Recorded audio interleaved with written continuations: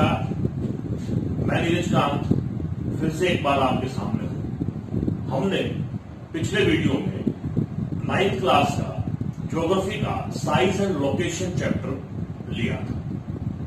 उस चैप्टर में हम लोगों ने जो बातें डिस्कस की थी उसमें एक तो कुछ फैक्ट्स किए थे कि इंडिया का एरिया क्या है, कितनी पॉपुलेशन वर्ल्ड के कंटेक्स्ट में वहां पर रहती है, उसके अलावा नॉर्थ से लेकर के साउथ तक का डिस्टेंस कितना है जम्मू कश्मीर से कन्याकुमारी तक, और अरुणाचल प्रदेश से गुजरात तक का डिस्टेंस कितना है। उसके अलावा हमने किया था कि भारत का जो क्षेत्रफल का दृष्टिकोण से, एरिया के दृष्टिकोण से भारत कौन सा बड़ा देश है। तो हमने देखा था RC Russia, Canada, USA, China, Brazil, Australia, उसके बाद इंडिया का नंबर था। उसके बाद हमने किया था what we mean by latitude, what we understand by longitude, what are their importance in the location of any particular place at world map or at globe or for any other purposes. Latitudinal extent we have discussed 8 degree 4 minute north to 37 degree 6 minute north. Longitudinal extent of India 68 degree 7 minute east to 97 degree 25 minute east. आप अगर उन सब बातों को दोबारा से जानना चाहते हैं तो मैं यहां पर लिंक दूंगा, उस वीडियो पर जाकर के आप लोग जान सकते हैं। इस वीडियो में हम अपनी बात को शुरू करते हैं एक सवाल के साथ। देखिएगा, जैसा हमने डिस्कस किया था, ये जो भारतवर्ष है, थोड़ा सा मैं क्या मैप बना रहा हूं, समझने का प्रयास करें।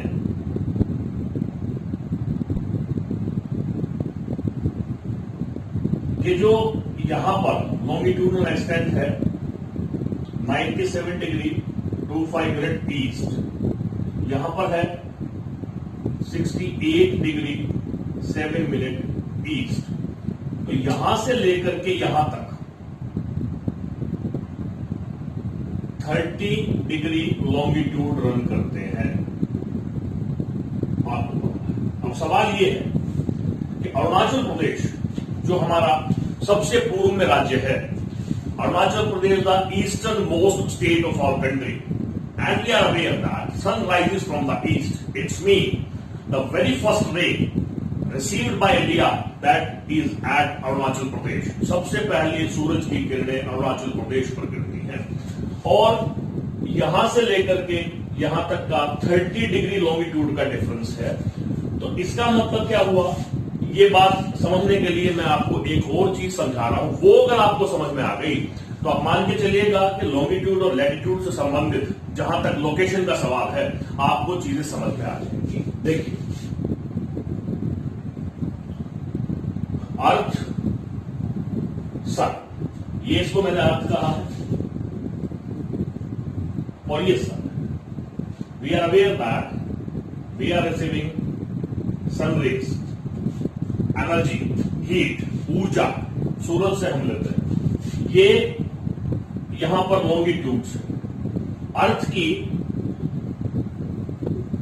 दो मूवमेंट होती हैं, एक रोटेशन, दूसरी होती है रेवोल्यूशन। रोटेशन जो होती है वो अपने एक्सिस पर, ये एक्सिस है, ये भी इमेजिनरी लाइन है, एक्सिस पर जो अर्थ वेस्ट टू ईस्ट घूमती है, अपनी जगह पर एक्सिस पर वेस्ट टू ईस्ट घूमती है। यानी कि यहां पर देखें, ये जो लॉन्गिट्यूड है, ये जो लॉन्गिट्यूड है, यहां पर सन की रेज पहले पड़ेगी। जब अर्थ वेस्ट टू ईस्ट घूम करके थोड़ा आगे जाएगा तो दूसरी सन की रेज इस लॉन्गिट्यूड पर पड़ेगी। उसके बाद ये घूम करके आगे जाएगा तो इस लॉन्गिट्यूड पर सन की रेज आएंगी। देखिए, यहां से सन की रेज यहां तक आने में, यानी जब पृथ्वी, अर्थ जो है रोटेट होकर के ये वाला लॉन्गिट्यूड सामने आता है तो उसमें 4 मिनट का टाइम लगता है। For it's mean to travel the sun rays it takes 4 minutes from one longitude. ये जो लॉन्गिट्यूड आप देखिए, ये भी लॉन्गिट्यूड है, यहां से मैं बाहर निकाल रहा हूं उसको, दूसरा लॉन्गिट्यूड ये है। तो सन की रेज यहां पर आई, उसके बाद जब इस लॉन्गिट्यूड पर आएंगी तो इस लॉन्गिट्यूड पर आने पर उसको 4 मिनट का समय लगेगा। इसी तरह से अगले लॉन्गिट्यूड पर जाने पर सन रेज जो आएगी वो 4 मिनट के बाद आएगी, क्योंकि जो अर्थ है वो रोटेट करती है अपने एक्सिस पर और वेस्ट टू ईस्ट में मूव करती है, वेस्ट टू ईस्ट। तो एक लॉन्गिट्यूड से दूसरे लॉन्गिट्यूड तक जो सन की रेज आएंगी उसमें 4 मिनट का समय लगेगा। अब देखिए सन की रेज यहां पर आई पहले, फिर अगले लॉन्गिट्यूड पर, अगले पर, अगले पर, अगले पर, यहां पर हमें पता है कि करीबन 30 लॉन्गिट्यूड है, आप देख सकते हैं, अप्रोक्सीमेटली बता रहा हूं। 97 में से जब हमने 68 को माइनस किया तो हमारे पास 29 आ गए, कुछ ये मिनट्स हैं, इसलिए हम अप्रोक्सीमेटली 30 डिग्री का हम लोग मान लेते हैं कि 30 लॉन्गिट्यूड्स हैं। अब देखिए, अब 1 डिग्री को पार करने में सन रेज को एक लॉन्गिट्यूड से दूसरे लॉन्गिट्यूड तक पहुंचने में 4 मिनट का समय लगता है।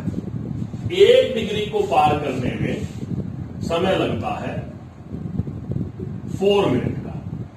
तो 30 डिग्री को यहां से सन रेज को इस लॉन्गिट्यूड तक आने में समय लगेगा 30 इंटू 4, 120 मिनट्स मीन्स 2 आवर्स, 2 घंटे का समय लगेगा। तो मतलब अरुणाचल प्रदेश में और गुजरात में there is a lag behind 2 hours, 2 hours का गैप है, लेकिन उसके बावजूद भी जो हमारी वॉचेस हैं वो एग्जैक्ट सेम टाइम पूरे कंट्री में शो करती हैं। इसके पीछे क्या कारण है देखिएगा, इसको जानने का हम लोग प्रयास करेंगे, क्योंकि एक बहुत महत्वपूर्ण कंसेप्ट है। इसको फिर मैं एक बार समराइज कर देता हूं, उसके बाद मैं अगले पॉइंट पर चलूंगा। जो अर्थ है वो अपने एक्सिस पर रोटेट करती है वेस्ट टू ईस्ट, इधर वेस्ट डायरेक्शन है, इधर ईस्ट डायरेक्शन, ये रोटेट करती है। वन थिंग, एक मूवमेंट हो गई अर्थ की रोटेशन, तो वो जब रोटेट करती है अर्थ के जो सन के सामने होती है, तो एक लॉन्गिट्यूड पर जो सन की रेज गिरती है दूसरे लॉन्गिट्यूड तक पहुंचने के लिए सन की रेज को 4 मिनट का टाइम लगता है। ठीक है, अरुणाचल प्रदेश से लेकर के गुजरात तक 30 लॉन्गिट्यूड को कवर करती है सन की रेज। 4 मिनट पर यहां आई, 4 मिनट पर यहां आई, 4 मिनट पर यहां, इस तरह से 120 मिनट लगते हैं, 2 घंटे लगते हैं सन की रेज को वहां पर पहुंचने। यानी कि सवेरा होने में अरुणाचल प्रदेश में पहले हो जाता है, गुजरात में सूरज की किरणें बाद में। लेकिन उसके बावजूद भी जो हमारी वॉच है वो एक ही समय दिखाती है। इसका क्या कारण है, इसको समझने का प्रयास करेंगे।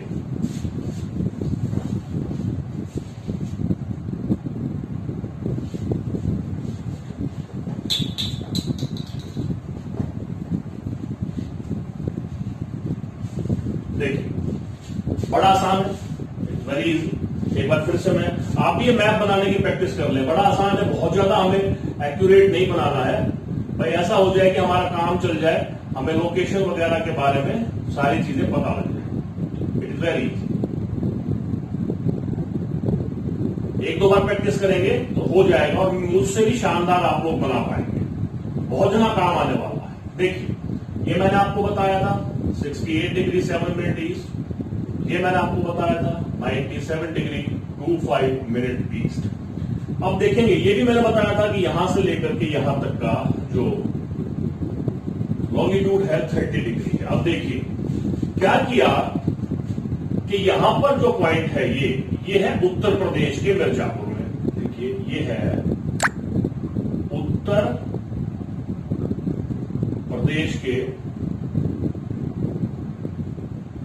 मिर्जापुर, और इसका ये जो लॉन्गिट्यूड है यहां पर, ये वाला जो लॉन्गिट्यूड है ये है 82 डिग्री 30 मिनट ईस्ट। यहां से यानी कि जो ये जो और हमारी लॉन्गिट्यूड है, जो प्राइम मेरिडियन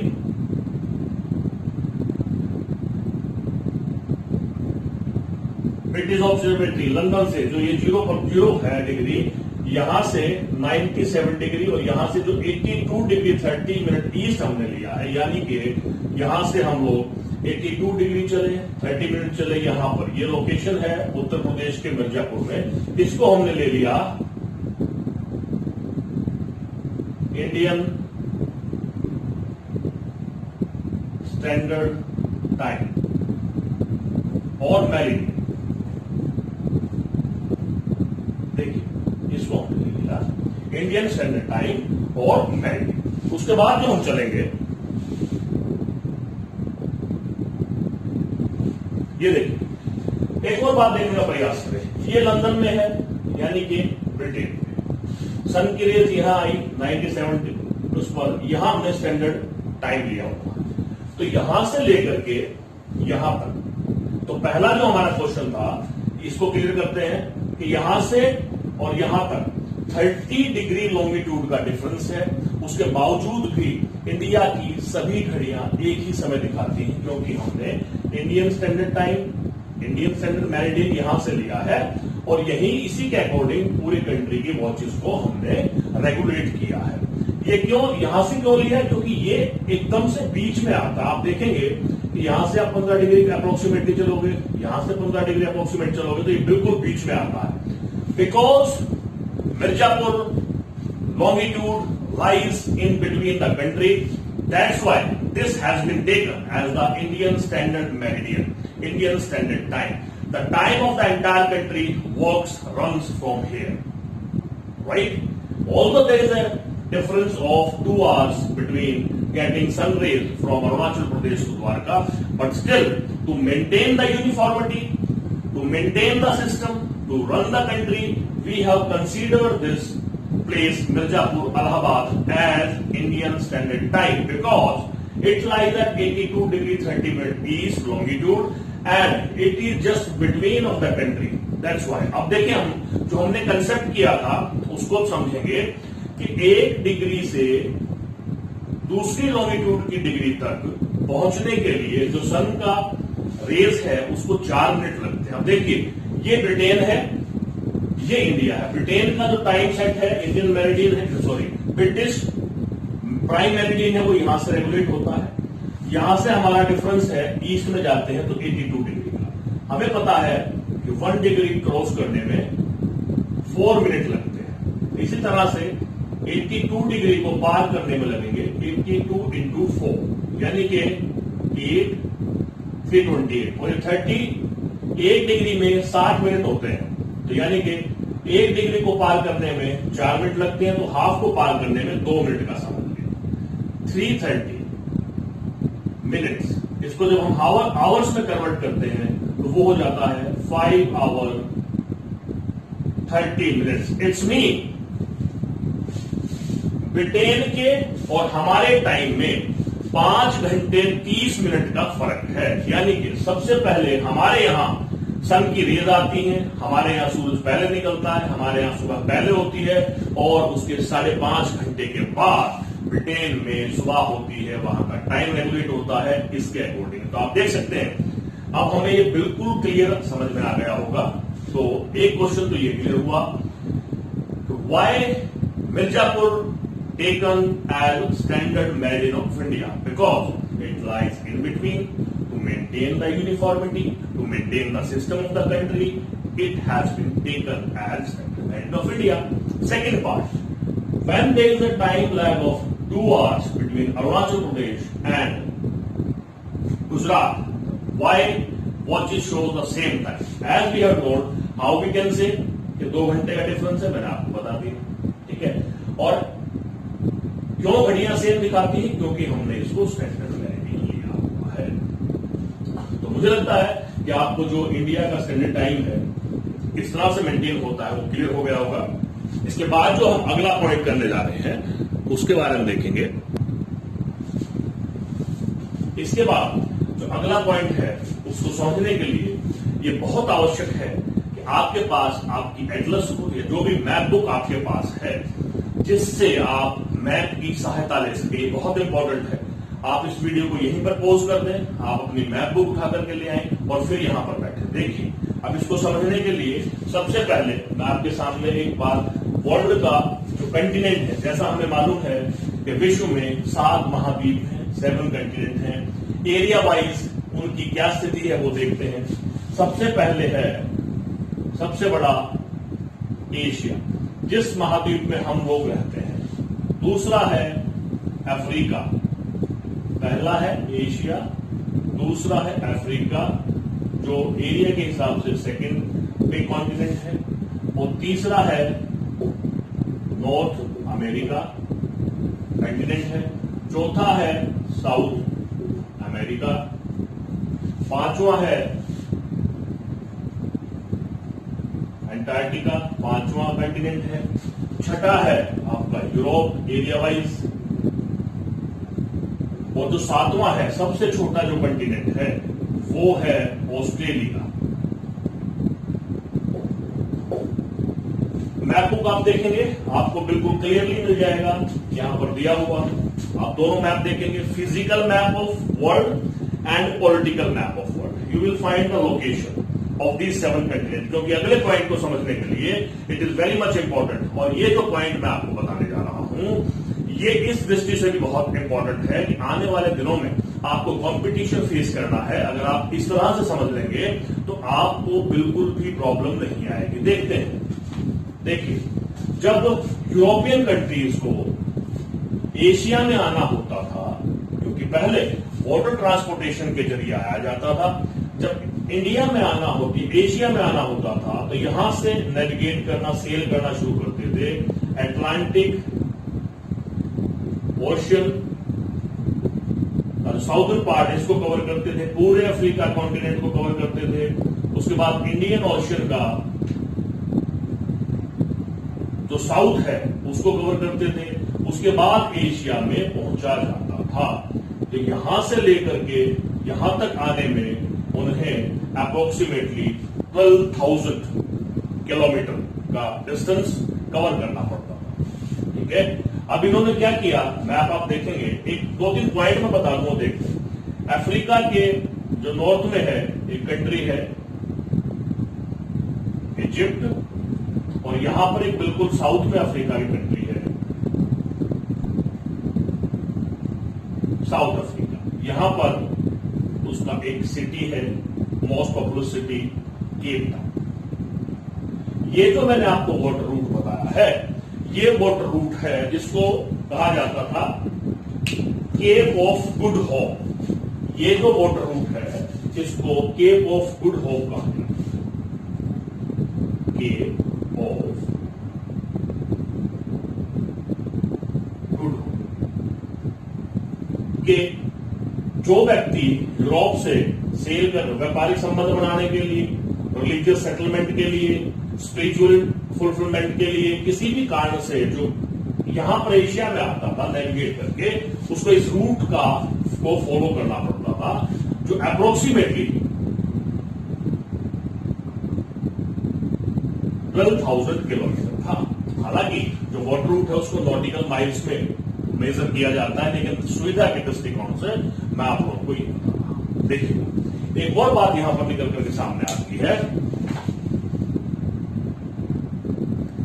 यहां पर मैं थोड़ा सा करेक्ट कर दूं, ये करीबन 20,000 किलोमीटर, 20,000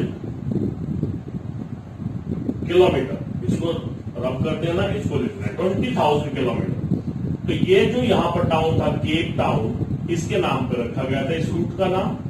और दूसरी बात कि जो नेविगेटर्स थे, जो ट्रेडर्स थे, जो मूव किया करते थे, उन्होंने एक अच्छी होप कि उन्हें एक होप है कि उन्हें नए वर्ल्ड के बारे में, लोगों के बारे में जानने का मौका मिलेगा, इसलिए इस रूट को फॉलो करते थे और उस रूट का नाम दिया जाता था केप ऑफ गुड होप, जिसमें साउदर्न अटलांटिक को कवर करके, साउदर्न इंडियन ओशन को, पूरे अफ्रीका का चक्कर लगा करके यहां पर पहुंचा जाता था। अब देखिए, ये इजिप्ट है, यहां पर आपको मैप की आवश्यकता पड़ेगी। आप यहां देखेंगे तो आपको मिलेगा मेडिटेरियन सी और रेड सी, आप उसमें लोकेशन देखेंगे।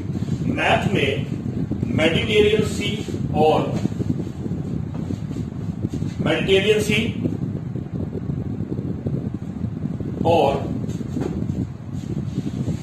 रेड सी की और मेडिटेरियन सी की आप लोकेशन देखेंगे तो आपको बड़े आसानी से देखने को मिलेगा।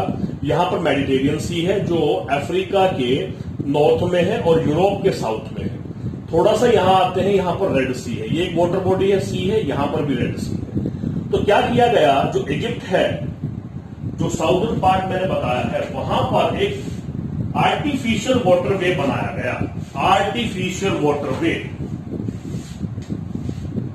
मेडिटेरियन सी और रेड सी, इन दोनों को मिला करके, दोनों को मिला दिया गया, मेडिटेरियन सी और रेड सी, और वहां से एशिया में एंट्री करने का रास्ता बना दिया गया। जब आप मैप पर देखेंगे क्लियर हो जाएगा कि मेडिटेरियन सी से बीच में अगर लैंड थी तो उसको वाटर से कवर किया गया, कैनाल से कवर किया गया, और उसका नाम दिया गया sues canal. This is important. 1859 में इस कार्य को शुरू किया गया, 10 वर्ष लगे, और 1869 में 17 नवंबर को इस वाटरवे को, आर्टिफिशियल वाटरवे को तैयार कर दिया गया। ये जो वाटरवे है ये 193 किलोमीटर का है, जो मेडिटेरियन और रेड सी के बीच में है, उसका बता रहा हूं मैं। लेकिन उससे हुआ क्या, ये मैं जो आपको बनाया गया आर्टिफिशियल वाटरवे, जो मेहनत करनी पड़ी वाटर बॉडीज को मिलाने में, उस स्टिक की लेंथ बता रहा हूं 193 किलोमीटर, जिसकी वजह से, और यहां पर स्यूज एक जगह का नाम है अफ्रीका कंटिनेंट में, इसलिए इसको स्यूज कैनाल के नाम से जाना जाता है। हुआ क्या कि यहां से यहां आने में, जो पहले केप ऑफ गुड होप के जरिए साउदर्न अटलांटिक को, साउदर्न इंडियन ओशन को पार करके अफ्रीका कॉन्टिनेंट का पूरा चक्कर लगा करके यहां पर आया जाता था, इस sues canal artificial water level की वजह से ये जो डिस्टेंस है ये घट करके करीबन 13,000 रह गया। यानी कि इस वाटरवे की वजह से 7,000 किलोमीटर का जो डिस्टेंस है उसको रिड्यूस कर दिया गया। Very much important for you, you should be aware. एक स्यूज कैनाल कंपनी थी, उस कंपनी ने 10 वर्ष का समय लगाते हुए इस आर्टिफिशियल वाटरवे को डेवलप किया, जिसकी वजह से साउदर्न अटलांटिक और साउदर्न इंडियन ओशन को कवर नहीं करना पड़ता। मेडिटेरियन सी और रेड सी को आपस में मिला करके एक वाटरवे बनाया गया, जिसका डिस्टेंस रहा 13,000 किलोमीटर, पहले 20,000 होता था। तो जो डिस्टेंस है वो रिड्यूस होकर के 7,000 किलोमीटर रिड्यूस होकर के 13,000 रहेगा। You can imagine the importance of the Suez Canal. Earlier, a long distance was traveled by the navigators. Now, it becomes very easy to make the trade relations, to have the relations with Asian country, European country, and other continent. This was the establishment of Suez Canal. इसके बाद जो हम लोग point करने जा रहे हैं, that is,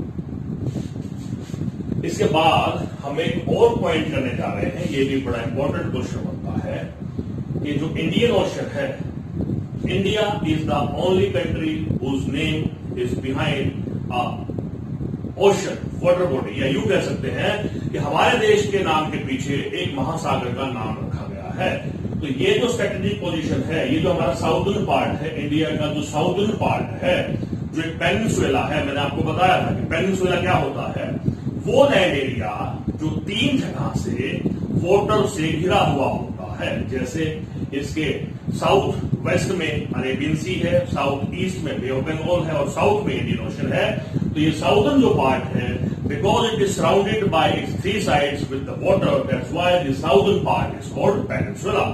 अब इंडियन ओशन के ऊपर होने के हमें क्या लाभ है, आपको एक्सरसाइज पार्ट में क्वेश्चन मिलेगा। What are the advantages we are having because of our strategic location above the Indian Ocean? सबसे पहली बात क्या है कि ये इसकी वजह से जो भारत है, हब ऑफ ट्रेड और कम्युनिकेशन, जो इंडिया है उसकी जो लोकेशन है इंडियन ओशन के ऊपर, उसकी वजह से जितना भी ट्रेड यहां के थ्रू होता है, हमारी लोकेशन यहां होने की वजह से हम उस ट्रेड रिलेशन में बड़ा इंपॉर्टेंट रोल प्ले करते हैं, और हमारा भी बहुत सारा ट्रेड यहां पर जो डिफरेंट पोर्ट्स हैं। दूसरा इसका पॉइंट आ जाता है के पोर्ट्स, अलग अलग पोर्ट, ज्यादा से ज्यादा पोर्ट्स यहां पर बनाए जाते हैं and ports play a very significant role in the development of the economy of the area of the country. Reason behind it कि जितना भी एक्सपोर्ट होता है, आज भी हमारे देश का 90% जो एक्सपोर्ट है वो थ्रू वाटर ट्रांसपोर्टेशन होता है। इसलिए पोर्ट ज्यादा होने से भी ट्रेड, हमारा जो रिलेशन है दूसरी कंट्रीज के साथ होता है, जिसका हमें इकोनॉमिक बेनिफिट होता है। तीसरा है कल्चरल एक्सचेंज।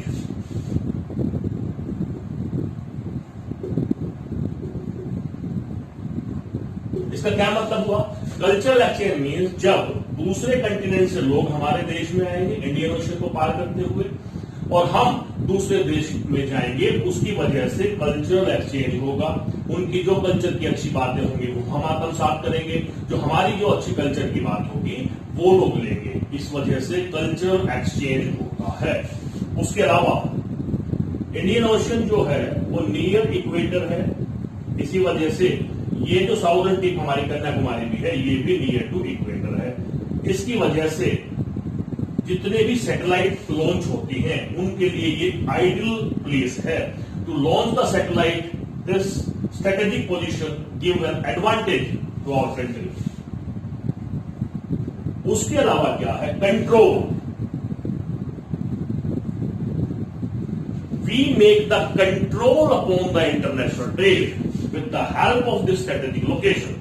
तो इंडियन ओशन के हमारे साउथ में होने के ये कुछ लाभ है, क्वेश्चन आप देखेंगे आपको मिलेगा, ये सारे लाभ हमें होते हैं। इसी में एक और सवाल आता है, यहीं पर से देखेंगे हम लोग कि हमारे देश से कौन कौन से आइडियाज हैं जो ट्रेवल हुए और दूसरे देशों में गए। बड़ा 2 नंबर का सवाल बनता है, बड़ा आसान है।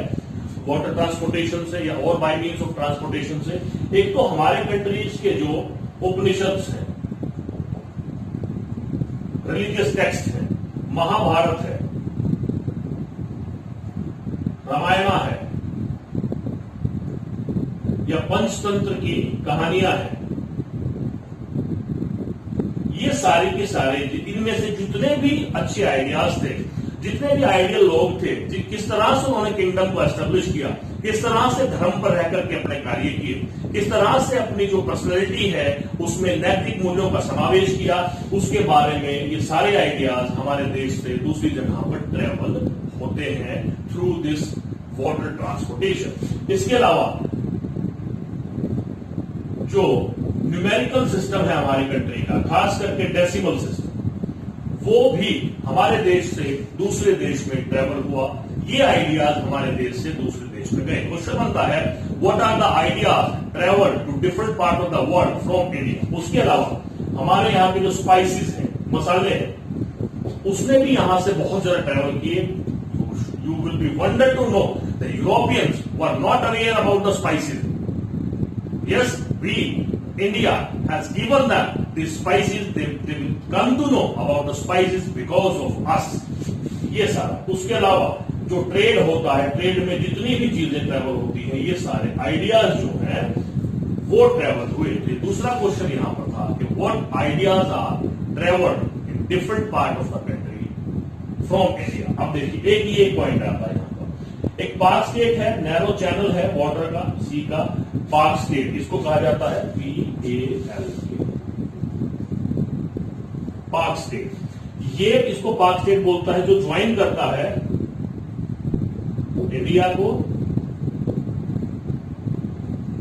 और श्रीलंका। ये पॉइंट है इंडिया को और श्रीलंका को ज्वाइन करने वाले पॉइंट को, लिंक को पार्क स्टेट के नाम से जाना जाता है। ये आपके पॉइंट्स हैं।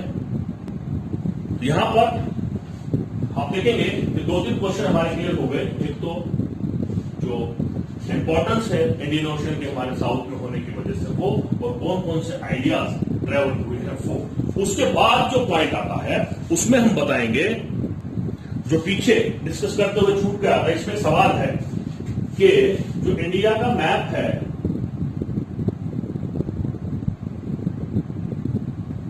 वहां पर ये जो कन्याकुमारी है साउथ में, और ये नॉर्थ में है जम्मू एंड कश्मीर, कि यहां पर डे और नाइट में टाइम में जो डिफरेंस होता है, मतलब कितने घंटे की दिन रहेगा, कितने घंटे की रात रहेगी, यहां पर फील नहीं होता।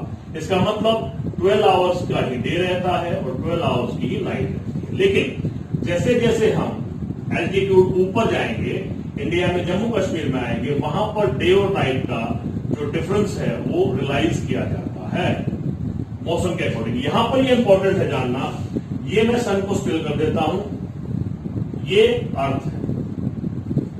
किसी भी स्थिति में रहेंगे तो आप पाएंगे कि जो इक्वेटर है वो हर हाल में किसके सामने रहती है, सन के सामने रहती है, जिसकी वजह से क्या होता है, जो इक्वेटर है वो सन की डायरेक्ट रेज लेता है, यानी कि पूरे वर्ष में सेम लगातार सन की रेज इक्वेटर पर पड़ती है, जिसकी वजह से जब ये दूसरी मूवमेंट करती है अर्थ, जिसको रिवोल्यूशन कहते हैं, revolution is the movement of the earth when it revolves around the sun, because of which seasons take place. Rotation और रिवोल्यूशन के बारे में थोड़ा सेपरेटली मैं आप लोगों को बताऊंगा, जो मैं वीडियोस डालता हूं, इंपॉर्टेंट वीडियोस डालता हूं और उसको एनहांस करने के लिए उसमें बताऊंगा। यहां पर हमें सिर्फ इतना समझना है कि जो इक्वेटर है उसके पास जो जगह होगी, क्योंकि यहां पर है 8 डिग्री 4 मिनट नॉर्थ, ये इक्वेटर है, तो ये इक्वेटर के 0 डिग्री, ये इक्वेटर के बिल्कुल पास है। इसके पास होने की वजह से सन की रेज डायरेक्ट आती है, लगातार आती है, जिसकी वजह से वहां पर जो डे और नाइट का डिफरेंस है वो फील नहीं होता, यानी कि 12 घंटे का दिन होता है end of 12 hours night. When we move forward towards the higher latitude, towards the North Pole or South Pole, we realize, for example, Jammu and Kashmir lies in the northern part of India. At Jammu and Kashmir, in comparison to the Kanyakumari, we realize there is a difference of time duration, day and night, because it lies away from the equator. Latitudinal extent 37 degree है, कन्याकुमारी का 8 degree 4 है, इसलिए दूर होने की वजह से वहां पर डे और नाइट का जो डिफरेंस है रियलाइज किया जाता है और कन्याकुमारी में रियलाइज नहीं किया जाता है। देखिए, कई बार एक्सप्लेन करते हुए चीजें ऊपर नीचे हो जाती हैं।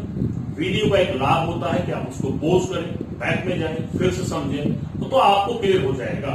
मैप की सहायता जरूर लेनी है, खास करके सूज कैनाल वाले जो मैटर है या किसी भी मैटर के लिए एक बार मैप पर अगर आपका नियंत्रण हो गया तो आपके लिए as a steam will become fun. So this was the second video of the first chapter of geography, India, size and location. आप एक काम करें, अभी के अभी आप वीडियो के नीचे हैं, वहां पर सब्सक्राइब का एक बटन है, उसको प्रेस करें, बेल आइकन करें, क्योंकि अब मैं लगातार 9th क्लास की हर एक चैप्टर को इसमें डालूंगा और प्रयास करूंगा कि आपके जितने भी पॉइंट्स हैं चैप्टर के अंदर, अब आप पढ़ के जो देखेंगे तो आप पाएंगे कि हर एक पॉइंट को मैंने यहां पर क्लियर किया है।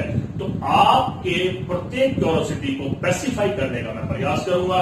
आपको बिल्कुल एहसास नहीं होगा कि आप लोग रूटीन की कक्षा में नहीं बैठे हैं। लेक्चर इस तरह से दिया जाएगा और उसके बावजूद भी अगर कुछ भी रह जाता है तो आप कमेंट बॉक्स में जाएं और वहां पर लिख दें। इंग्लिश और हिंदी के बीच में समन्वय बैठाने का प्रयास करें। ये नहीं आपको ये लगे कि इंग्लिश ज्यादा हो रही है, हिंदी ज्यादा हो रही है, नहीं। हमारा जो क्लियर होना है वो है कंसेप्ट। हमें चीजें समझ में आनी चाहिए, तभी हम उनको प्रॉपर तरीके से इलैबोरेट कर पाएंगे। तो आप इस वीडियो को नीचे लाइक का बटन है, उस लाइक भी कर दें। आपके साथ जितने साथी हैं, जो आपके फ्रेंड्स हैं, उन तक इसको शेयर करके पहुंचाएं 9th क्लास के स्टूडेंट्स को, ताकि मैं ज्यादा से ज्यादा विद्यार्थियों तक पहुंच सकूं। जो थोड़ा बहुत ज्ञान मेरे पास है मैं आपको दे सकूं, और आप इसी आशा के साथ कि आप इसको चैनल को सब्सक्राइब करेंगे। अभी के अभी मिलते हैं नेक्स्ट वीडियो में अलग टॉपिक के साथ। नमस्कार, जय हिंद, जय भारत।